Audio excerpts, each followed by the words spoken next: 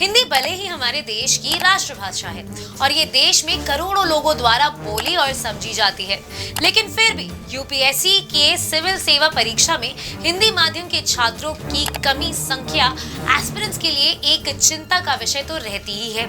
अब इस परिस्थिति के लिए कई बार लोग अपने पाने तर्क गढ़ते रहते हैं। कोई कहता है कि UPSC non English medium students के प्रति पक्षपात रवैया रखता है, तो कोई कहता है कि हिंदी मीडियम में अच्छे स्टैंडर्ड मटेरियल की कमी है, तो कोई तो यहाँ तक कह देता है कि हिंदी मीडियम के स्टूडेंट्स में खुद ही यूपीएससी क्रैक करने की ज़ील नहीं है। ऐसी ढेर सारी अफवाहों के बीच में सच्चाई कहीं खो जाती है और आज की वीडियो में हम वही सच्चाई आपके सामने रखने वाले हैं, तो बने रहिए हमारे साथ। नमस्कार, स्वागत है आपका प्रभात एग्जाम के YouTube चैनल पर। ये एक ऐसा प्लेटफॉर्म है जहां आपको मिलती है सभी कॉम्पिटिटिव एग्जाम से जुड़ी महत्वपूर्ण जानकारियां जो आपके किसी भी एग्जाम में सफल होने में आपकी काफी मदद कर सकती है। अगर आप हमारे YouTube चैनल पर पहली बार आए हैं तो हमें लाइक और सब्सक्राइब जरूर कर ले और हमारे लेटेस्ट वीडियोस और अपडेट सबसे पहले आप तक पहुंचे, इसके लिए बेल आइकन को प्रेस करना भी ना भूलें। तो आइए शुरुआत करते हैं आज की वीडियो की, जो है यूपीएससी हिंदी मीडियम में कंटेंट की कमी है या इंटेंट की। सिविल सर्विस परीक्षा के आंकड़े हिंदी के कमजोर होते ट्रेंड की बात को साबित करते हैं। साल 2000 में यूपीएससी की सिविल सर्विस पास करने वाले टॉप 10 स्टूडेंट्स में 6वें और 7वें स्थान पर हिंदी माध्यम के अभ्यर्थी रहे।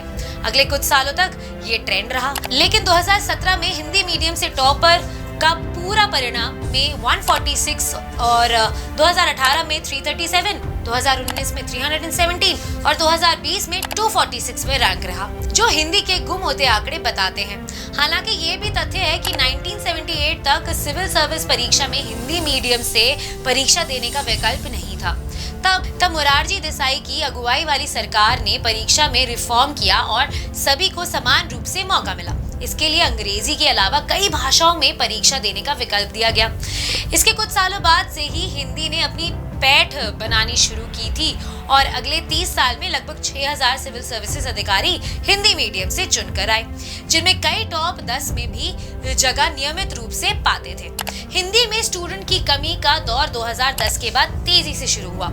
उस साल एक बार फिर परीक्षा में रिफॉर्म के नाम पर कुछ साल पहले सिविल सेवा परीक्षा के प्रारंभिक परीक्षा में CSAT पेपर को लेकर छात्रों का उग्र आंदोलन हुआ था।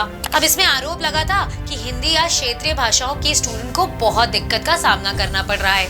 ये आंदोलन 2 सालों तक चलता रहा और अंततः सरकार को छात्रों की मांग माननी ही पड़ी, लेकिन इसके बावजूद हिंदी माध्यम के छात्रों की स्थिति में कोई सुधार नहीं हुआ। एक्सपर्ट्स के अनुसार आईएएस एग्जाम की तैयारी करने वाले हिंदी मीडियम बैकग्राउंड के ज्यादातर छात्रों को उस लेवल की कोचिंग या ट्रेनिंग फैसिलिटी नहीं मिली जो अंग्रेजी मीडियम से तैयार करने वाले कैंडिडेट्स के पास होती है। हिंदी मीडियम के जो छात्र आईएएस की तैयारी करते हैं उनमें गांव देहात से आने वाले भी बड़ी संख्या में होते हैं और उनकी आर्थिक सामाजिक स्थिति भी एक कारण होती है। बड़े बड़े कोचिंग में उनके लिए भारी भरकम फीस देना मुश्किल होता है। दूसरा, दिल्ली जैसे शहर में सरकारी कामकाज में अंग्रेजी का ही बोलबाला है।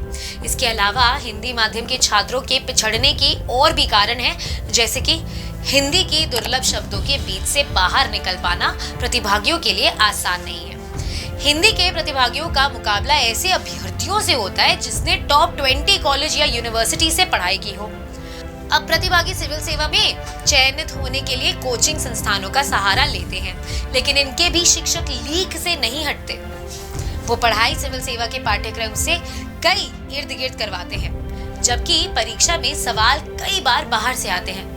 रैंकिंग सुधारने के लिए करीब 50% प्रतिभागी होते हैं पूर्व चयनित। नए प्रतिभागियों की बढ़ती दिक्कत, कोचिंग खत्म करके घर पर तैयारी करने वाले छात्र नहीं हो पाते अपडेट। कई कोचिंग के 500 से अधिक के एक बैच में हर प्रतिभागी पर शिक्षक का नहीं रहता ध्यान, जबकि इस परीक्षा के लिए एक उम्मीदवार को तराशने की आवश्यकता होती है। हालांकि अब ये स्थिति बदलने की पूरी संभावना है। राष्ट्रीय शिक्षा नीति 2020 में भारतीय भाषाओं में पढ़ाई को महत्व दिया जा रहा था। साथ ही गृह मंत्रालय भी सरकारी कामकाज में हिंदी को प्रमोट कर रहा है। विश्वविद्यालयों और कॉलेजों में इन दिनों राजभाषा समिति द्वारा कर रही है और हिंदी में कामकाज की स्थिति का आकलन कर रही है। अगर आपको हमारा ये वीडियो पसंद आया है तो इसे अपने दोस्तों के साथ जरूर शेयर करें और अगर आपके पास हमारे लिए कोई भी सवाल है तो उसे कमेंट सेक्शन में लिखकर हमें जरूर बताएं। जल्दी आपसे फिर मुलाकात होगी एक नए टॉपिक पर एक नए वीडियो के साथ। देखते रहिए प्रभात एग्जाम्स। नमस्कार।